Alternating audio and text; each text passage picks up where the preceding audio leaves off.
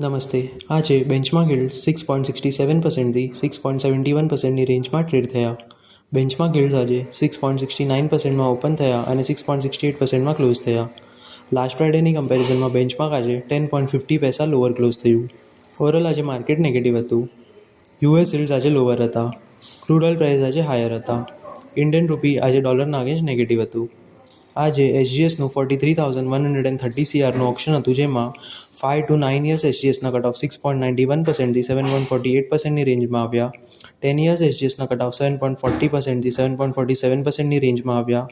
11 to 14 years એસજીએસના cut off 7.48%થી 7.56%ની રેન્જમાં આવ્યા અને લોંગ ટર્મ એસજીએસના કટ ઓફ 7.62%થી 7.70%ની રેન્જમાં આવ્યા.